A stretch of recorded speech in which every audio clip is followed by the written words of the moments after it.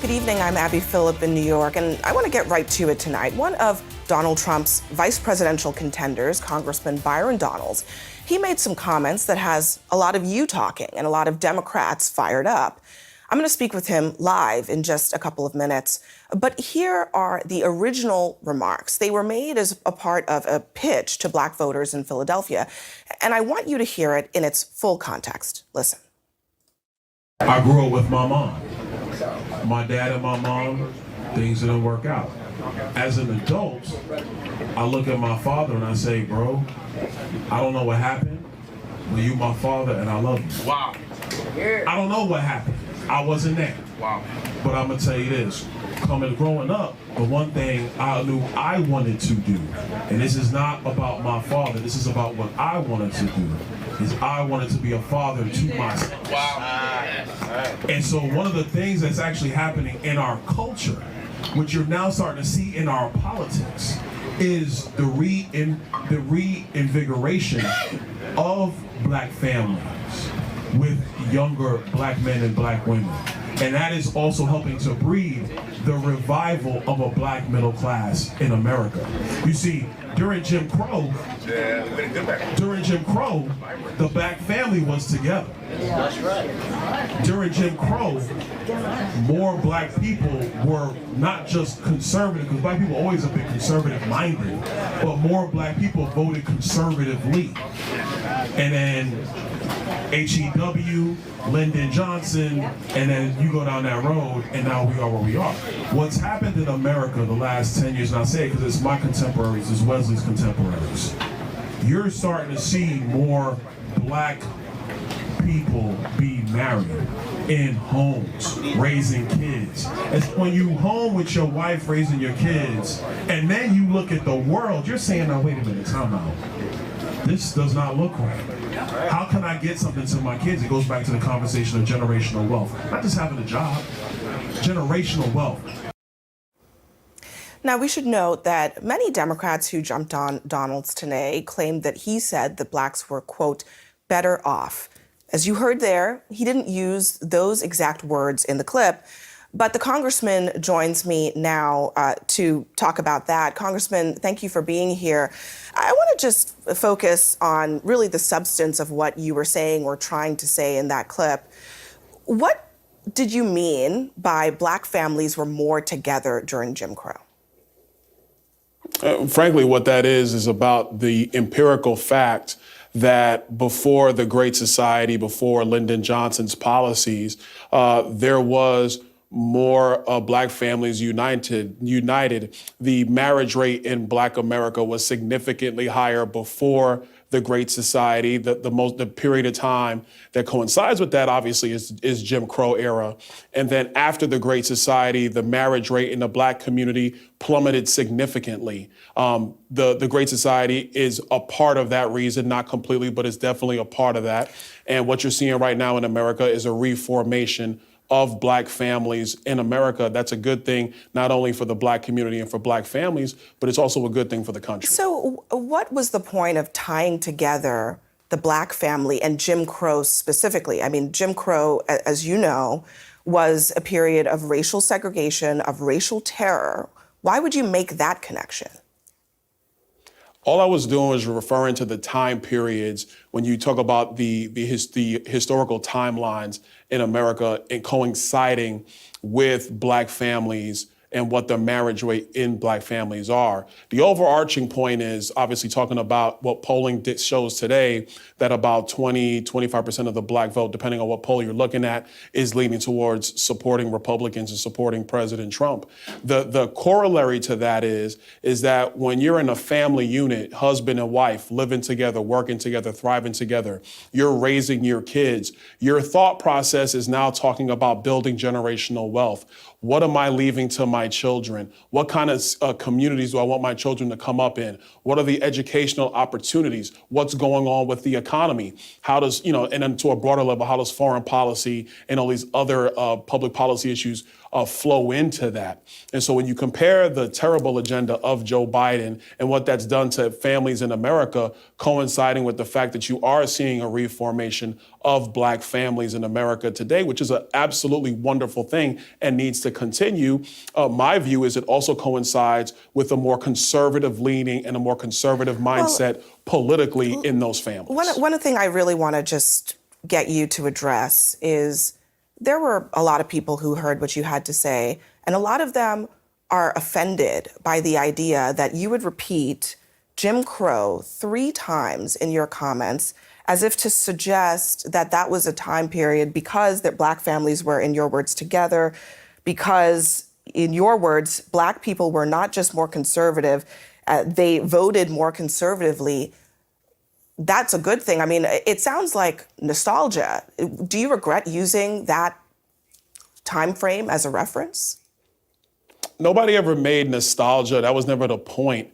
It wasn't even about that. So where now I'm going to get my backup is I didn't say that. I didn't even insinuate that. That is where the media and, yes, Hakeem Jeffries and a lot of other people are taking what it. exactly didn't you insinuate? No, back up. I'm just trying to understand what you're saying. What didn't you insinuate? The premise of your question, I did not insinuate. That is what people are trying to weave into what I said. Okay, so now let's, I think this will be an excellent time. This is an excellent time to go play the Hakeem Jeffries clip because Hakeem Jeffries was invoked and we have his clip. So let's hear what Hakeem Jeffries said about Donald's comments. It has come to my attention that a so-called leader has made the factually inaccurate statement that Black folks were better off during Jim Crow. That's an outlandish, outrageous, and out-of-pocket observation. We were not better off when a young boy named Emmett Till could be brutally murdered without consequence because of Jim Crow. We were not better off when Black women could be sexually assaulted without consequence because of Jim Crow. We were not better off when people could be systematically lynched without consequence because of Jim Crow. We were not better off when children could be denied a high-quality education without consequence because of Jim Crow. We were not better off when people could be denied the right to vote without consequence because of Jim Crow. How dare you make such an ignorant observation? You better check yourself before you wreck yourself. I said it's crystal clear. It's on my social media. Go to @Byron Donalds on X. You can see the full clip. Abby, I appreciate you playing the full clip. What you are dealing with right now is a political environment where now anything I might say or any major surrogate might say is going to be twisted into the lens of race. That was never the point, not the idea whatsoever. I mean, just to clarify my questioning of you, Sure. I mean, I understand that this idea that you said it was better, you didn't use the words better. But when you talk about that time period, you're suggesting that because the Black family was together, they were better off than they are now. See, this is the problem, Abby. So are you saying that that's not the Abby, case? That the Black family was not better No, off I did when not they say were, that, in your Abby. words, together? Abby, let me put it to you like in the Jim this. Crow era. Let's agree on something. I am, obviously one of the better communicators in the Republican Party. I know how to put words together. I do it very, very often. So I'm not going to say something that I do not agree with. What America is seeing right now, especially Black America, is the gaslighting that unfortunately does happen in politics, where you take my comments and you want to weave your own political viewpoint into what I said. What I said is very clear. I asked you to explain because I wanted to, I want to undo is understand what you're saying here. Because if you're making a comparison, you're saying the Black family was together then, they're not together now, and you're using that to try to say that things are bad now. Well, first of all, let me just to set the table here. By pretty much every available measure, Black families, Black individuals in this country are better off today than they were during Jim Crow. Would you agree with that? Abby, of course I would. I'm not making that point, and this is the problem. What the Democrats, what Hakeem Jeffries did on the House floor, what Jamie Harrison, what the president of the NAACP, with the Biden campaign, because they're the ones who started this. It was really the Biden campaigns who were trying to cherry pick everything. They're trying to twist my words into saying something. I never said that. What I was talking about was specifically black families. And the point that black families being together is a great thing for the black community. And you do have to acknowledge the empirical fact that before Lyndon Johnson's policies and the welfare state that was created in the United States, I'm not talking about good, bad, or indifferent. what about, black families were, black marriage rates were significantly higher. Well, what about They're other rising things that again might in have, America. That's a good thing. We should what about other celebrate things that may have contributed to the, maybe the decline in marriage rates, which, by the way, is not unique to black families. That's happening actually across racial groups. But what about other things? I mean, what about redlining? Do you think that that had an effect on the black family? What about mass incarceration? What about the war on drugs, which was pushed by a Republican president whose advisor said it was specifically to target black people? What about all of those things? Look, if you want to talk about redlining and a lot of the other policies that were put forward, quite frankly, by the Democrat Party, if you're going to go back to Jim Crow, because Jim Crow was Democrat policies. Well, that's what that was. I know that Abby, you know this. Don't cut me off when I'm trying to make a point. Let me just, Abby. I have to correct. Okay, folks. Okay, so this goes on and on. I have another clip of Joy Reid, because after he leaves Abby Phillip, he goes to Joy Reid's show, and they have the same conversation, and it gets even more actually contentious. Okay, actually. Let me jump here, man. Let me say something, because we kind of, the Democratic Party is desperate, and the Republican Party has the same old talking points. So we got two bad things going on at the same time. Okay, Democrats don't want to admit that when they said, hey, because remember back in the day, back in the 20s, 30s, 40s, there was no social safety net. You could literally starve to death.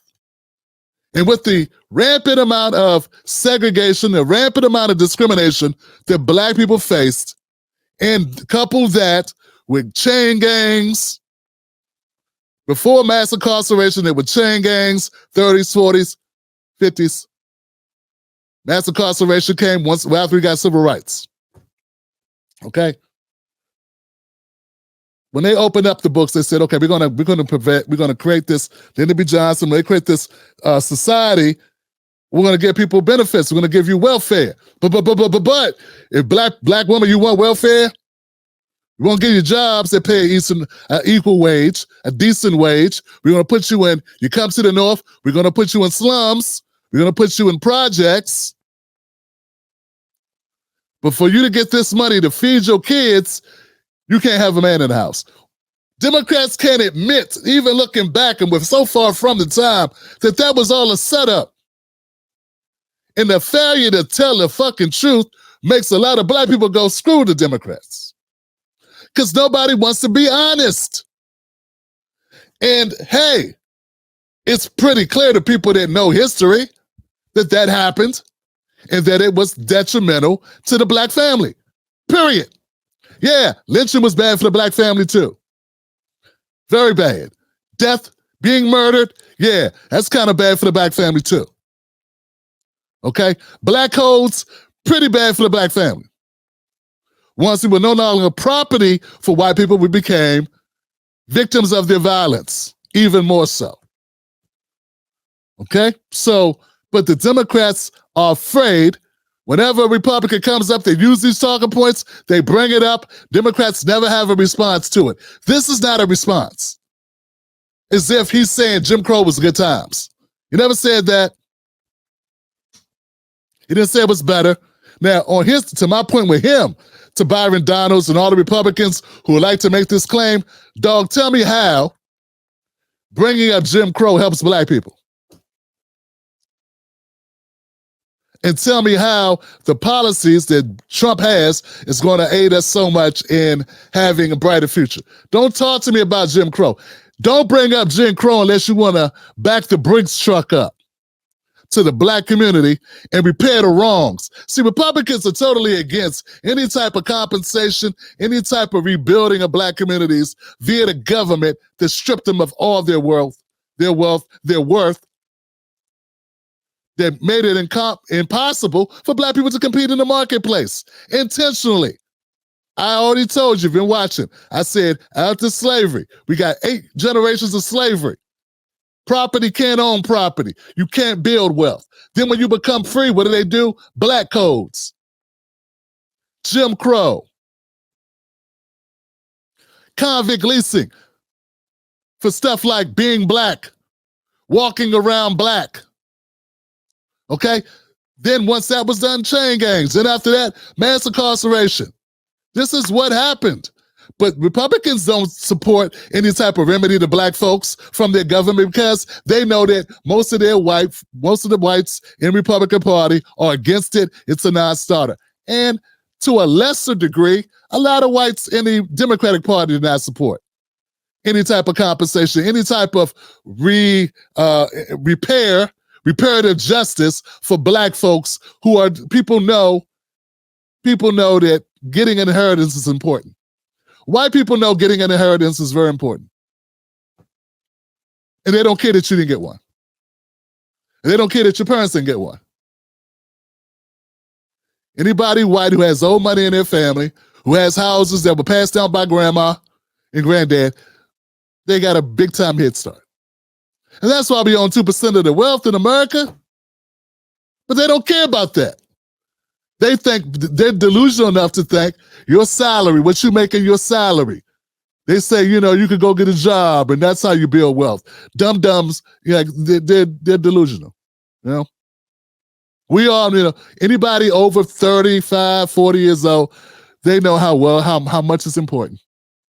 Their parents had the ability to earn money so they can leave their kids with something. And when you make it impossible for other people to be able to do that, not just individual families, because that's why people didn't have money to pass down, but it wasn't because you were white, because you drank too much, or somebody played the horses too much, or someone talked with their fists too much. You know what I'm saying? But it wasn't because you were black. It wasn't because the color of your skin denied you that ability. Because anybody could be a fuck up. But it'd be pretty hard to have an entire line of 8 generations of screw-ups who couldn't put any money up, who couldn't put any money into a home, who couldn't put any money into any land, who could not pass wealth on. So that's the problem here. It's both sides, and I hate to both sides you, but I gotta say, Democrats won't admit that there has been some shit done to black people intentionally that hurt black people, and it was a setup. And if they don't really want to fix it, they want to do stuff like help you vote more. And if I could vote, that'd be the only thing I really want to vote about. Fixing that. And they want to say because we want to make it so that you won't get shot by cops as much. And then they can't even pass that. And the Republicans, they want to say, hey, we need to keep the family intact, but they don't want to put money in your pocket either. So what are you talking about? So anyway, let's pick it up. Let's go to Joy Reid talking to Byron Donalds. And the same topic, and it's a little bit more. So let's check it out. Some recent comments by Florida Congressman Byron Donalds have been condemned by House Minority Leader Hakeem Jeffries, the Congressional Black Caucus, the chairman of the Democratic National Committee, Jamie Harrison, and the president of the NAACP. Man, I'm trying to tell you, Johnson, this is her desperation. That's the other point. I'm sorry. Desperation. That's like everybody run out now. Everybody come out here, man. Hey, I need everybody. Joe Biden said, call everybody. Everybody come get this Negro. What's that nag doing up there? What's that N-word doing up on that nag? He gonna wake up all the other blacks. We can't have Byron Donalds out here talking this mess. You already cut into his base now. And it's disgustingly embarrassing, really, right? Because what are they selling? What are they offering black people? But you could tell when somebody's trying to do damage control. Because I watched Byron Donalds and I watched Wesley Hunt, and when they were talking about money and wealth generation and all this stuff, generational wealth, that appeals to people of any color, particularly black people, who, once again, I gotta say it, who are 14% of the population and own 2% of the wealth.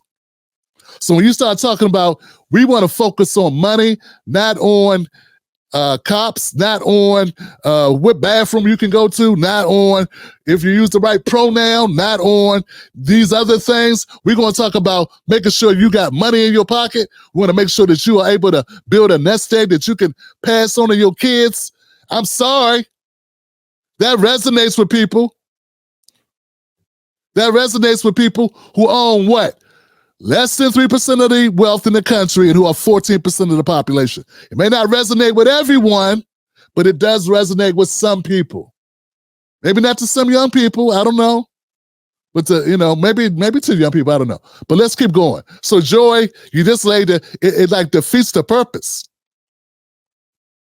Not every black person respects these organizations that Joy is saying have condemned this conversation. Or the statements made by Byron Donalds. Derek Johnson, just to name a few. In those comments at an event designed to help Republican outreach to black voters in Philadelphia earlier this week, Congressman Donalds made what certainly seemed like positive comments about the Jim Crow era. And he claims his critics are missing the context of what he said. So here's the context. I grew up with my mom. Okay, let's talk about that. Jim Crow lasted roughly from 1867 after the Civil War to 1968. Is there a specific period between 1867 and 1968 that you thought was this golden era for black families, or a time that was good for black families? Joy, I never said that. And see, this is where the gaslighting I'm going to read what you said. All I was talking about was the marriage. God damn. Hey, man, I stopped it right there, didn't I? I stopped that at a perfect point. Talk about gaslighting. Now they try to say, I know he's a Republican, Joy. He's still a black man. You're making it sound like this guy's okay with black people getting lynched. He's a Republican. I never brought into this, man. I disagree with Republicans, and they're horrible. Some of them are horrible deniers of reality for black people because they doing what they got to do to get their buttermilk biscuits. But I look at the same thing with Democrats. I don't see Joy much different. She's doing what she got to do to get her biscuits too. But damn, like it was a great time. All he said was we need to keep families intact, and once upon a time we were more together. Once upon a time, black people were together. If he just would have left out Jim Crow, how about just saying in the 50s we had more intact families? Why you got to use the word Jim Crow? Once again, don't say Jim Crow unless you're talking about backing the Brinks truck up to the black community. All right, let's go back to Joy. I gotta back that up just a little bit because that's funny to me. 1867 after the Civil War to 1968. Is there a specific period between 1867 and 1968 that you thought was this golden era for black families, or a time that was good for black families? Joy, I never said that. And see, this is where the gaslighting comes in. I'm going to read what you said. All I was talking about was the marriage rates. Stop. No, Joy, that's not what you said. Let's play what you said. Play what he said. Play what he said. You're saying I said it was the golden era. I never said that. I'm going to play what you said. I said that it was better for black families. I never said that. I play what he said. Play what I said. Play what he said. The black family was together. That's right. During Jim Crow, more black people were not just conservative, because black people always have been conservative-minded, but more black people voted conservatively. And then H.E.W., Lyndon Johnson, and then you go down that road, and now we are where we are. Okay, so now I'm going to go back. You said during Jim Crow, the black family was together. What was the authority of the black father in the black family during Jim Crow? Well, listen, under Jim Crow, obviously, black people were under great persecution, unfortunately, by Southern Democrats and the Democrat Party overall in the history of our country. That's the fact. And so, well, let me finish now, Joy. And so having the black man in the home was about first protecting the mom and protecting the kids. Incredibly important. It was the leadership in the home, which is incredibly valuable. And I think what we're witnessing, obviously, the last 30 years, definitely through my generation, is black fathers being at home is incredibly important for the success of black children going forward. And it's not just a black thing, that's everybody. Fathers in home help to breed success for kids moving forward. That is a great thing for our country. That's something that has been proven throughout time. So what I'm talking about is not the golden era of Jim Crow. That's ridiculous. I would never say that. And that is the gaslighting that I'm standing up to, because that's what Hakeem Jeffries, the Biden campaign, Jamie Harrison, and the like are trying to bring up. And unfortunately, the media has followed suit with misleading headlines, and that's wrong. Now I'm going to talk. Do I have a chance? Good. Now, you talked about the black father being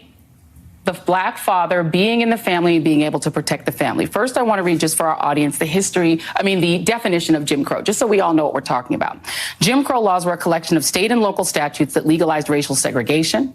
They existed essentially from the post-Civil War era. They were meant to marginalize African Americans by denying them the right to vote, hold jobs, get an education, and other opportunities. Those who attempted to defy Jim Crow laws often faced arrest, fines, jail sentences, violence, and death. Now I want to talk about something that happened during this era. You said that what you were talking about was the presence of the black father in the home to protect his wife and family. In 1943, in the state that you represent, in Florida, a young man named Willie James Howard, who was 15 years old, was lynched. During Christmas of 1943, Willie Howard sent cards to all of his coworkers at the Van Priest Dime Store in Live Oak, Florida. Unlike the other cards, Willie's card to Cynthia Goff, a white store employee, revealed a youthful crush. His greeting expressed hope that white people would someday like black people and concluded, "I love your name, I love your voice. For SH, sweetheart, you are my choice." After reading the card, Cynthia's father, Phil Goff, brought two friends to the Howard home and demanded to see Willie. Despite his mother's pleading, the men dragged Willie away and then kidnapped Willie's father, James Howard, from work. The men drove the two Howards, I should say, to the embankment of the Suwannee River, bound Willie's hands and feet, stood him at the edge of the water, and told him to either jump or be shot. Willie jumped into the cold water below and drowned while his father was forced to watch at gunpoint. Willie's dead body was pulled from the river the next day. This is low right here. Retelling the story of a young boy who was killed by a mob of racists in order to try to score a political point. I'd say, man, this is one of the problems I got with the Democratic Party, man. And I'm telling you, man, when you say Tim Black, why you got a hard on for Democrats? Why you so pissed off with them all the time? Stuff like this. Stuff like this. You'll be telling the story of a slain kid killed in front of his dad because he gave somebody a Valentine's Day note. Come by grown-ass men. Why? Because you're trying to say Donald says that's a good time.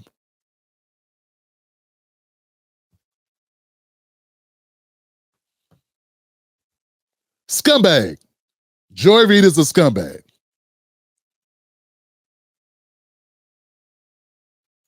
That during the Jim Crow era, the importance of having a black man in the home was to protect his family and to protect his wife.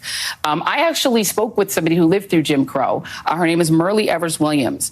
And Merle quoted to me a man named Charles Silverman, who wrote in Crisis in Black and White, that in 1890, the year that the Mississippi Constitution was written, the policy of crushing out the manhood of the Negro citizens was to be carried out with success. So the man in the people. You brought it up. You're the one who brought it up. Let's get one more.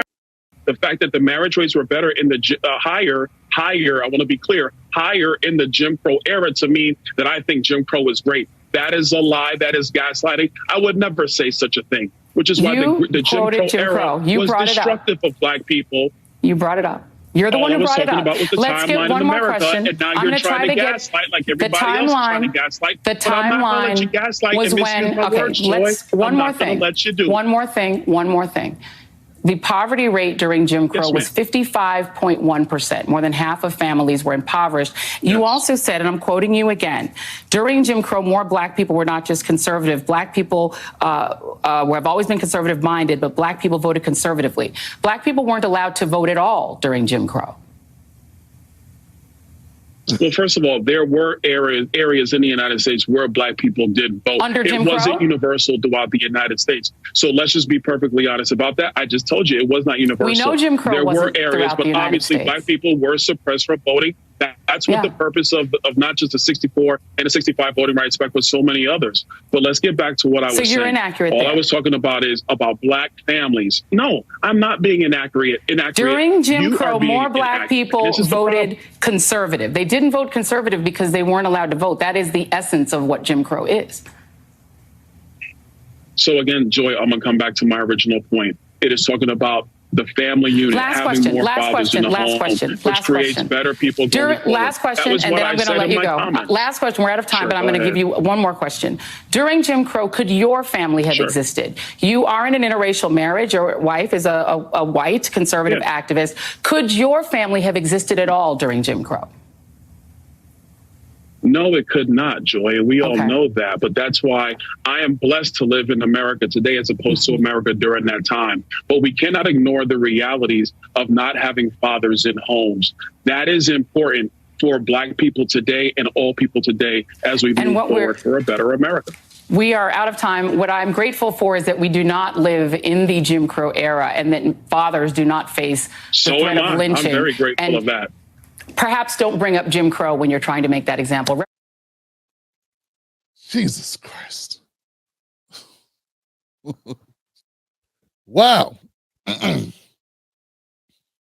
Wow. Wow. She had to go there with the white wife. Joy had to go there with the white wife. Just want to let everybody know he's got a white wife, by the way. And he wouldn't even be able to be married to his white wife if he was in Jim Crow. You can thank the Democrats for that, because, hold on, the Democrats filibustered the 6.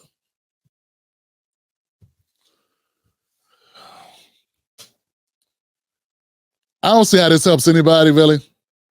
It don't help anybody. It's got nothing to do with putting money, food on your table, healthcare, childcare. It's got nothing to do with any of that. Nothing. So I wish Donalds would not have muddied the waters, even mentioning Jim Crow. What's the point of mentioning that? I don't get it. I don't understand. We're arguing about something that really doesn't have anything to do.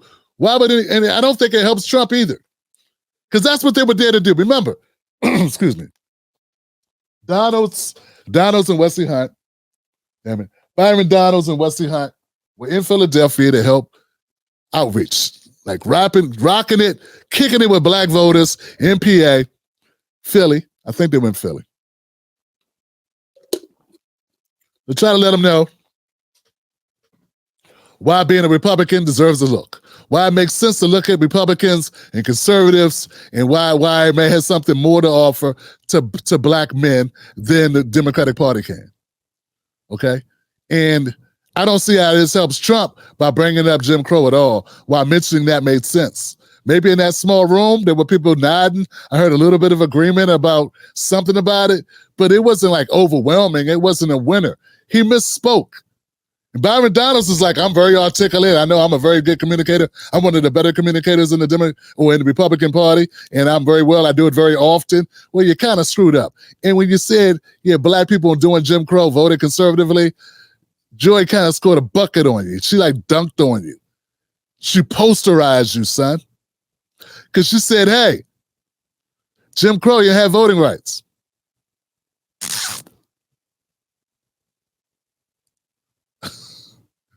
So yeah, kind of embarrassing.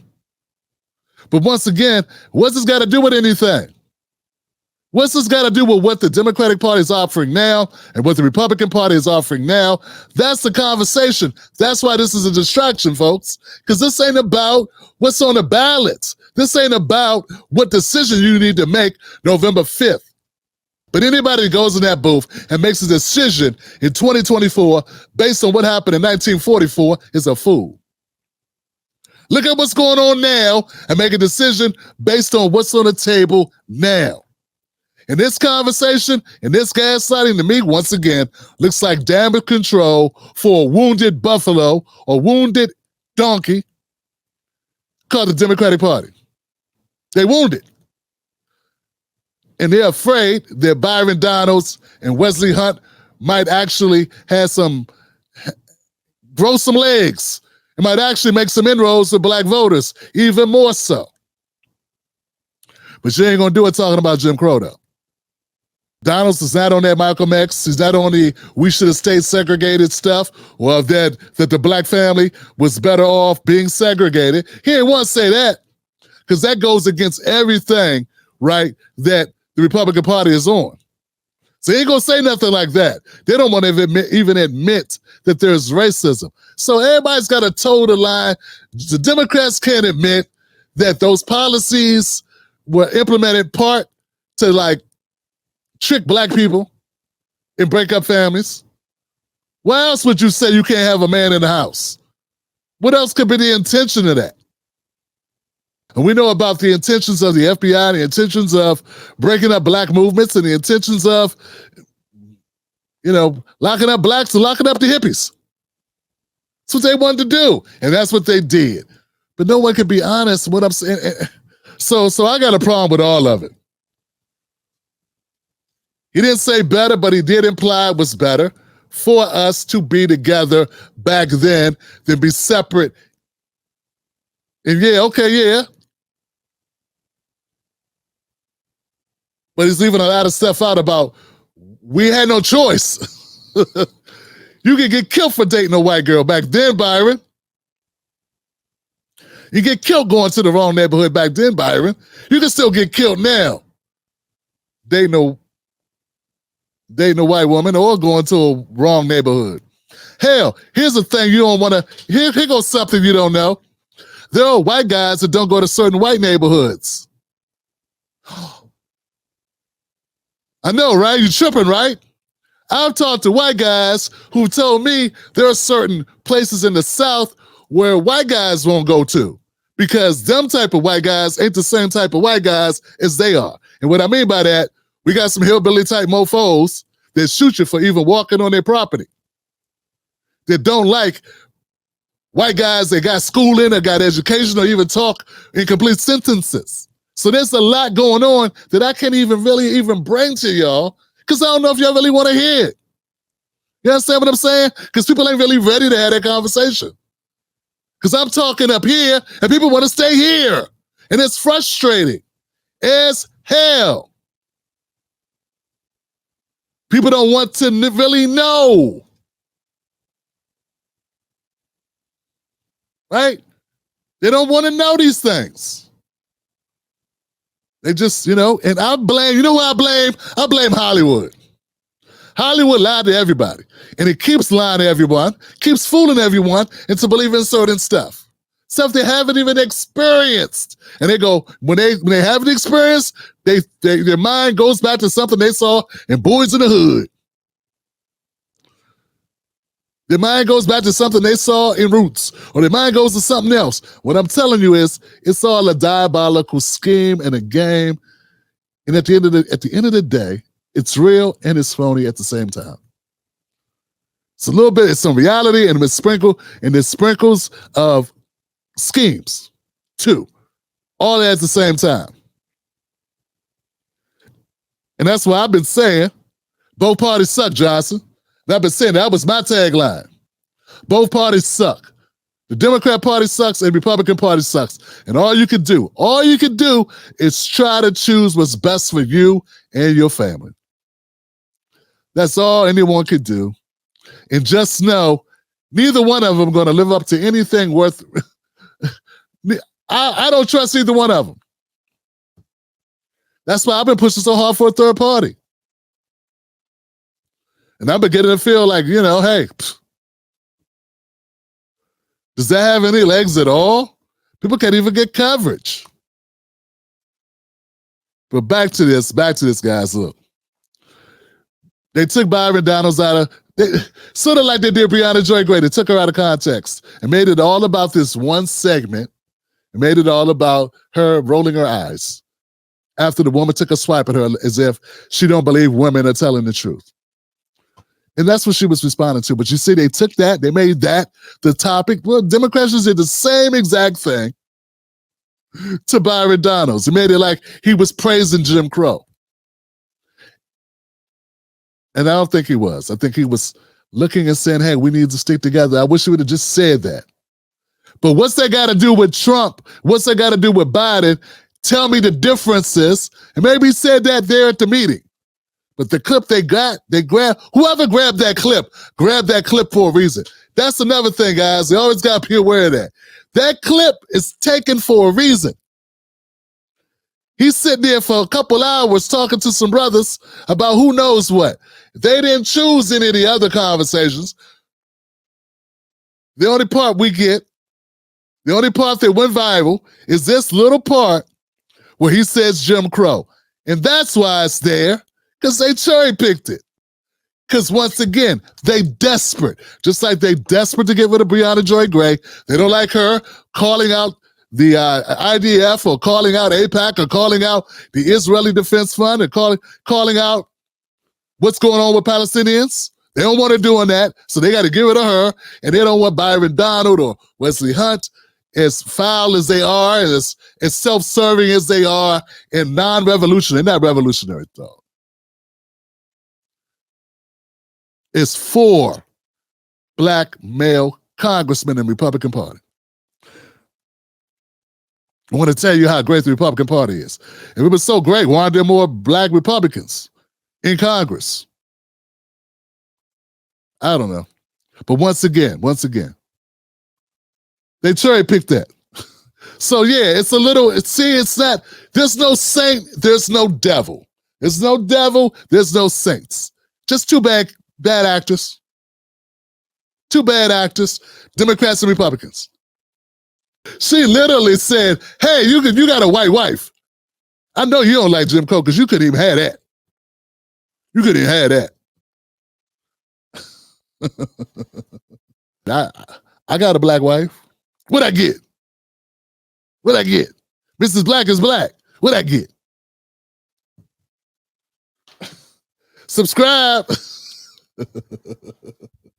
Means nothing, right? It means something, but what I'm saying is there's no award for this. Look, man.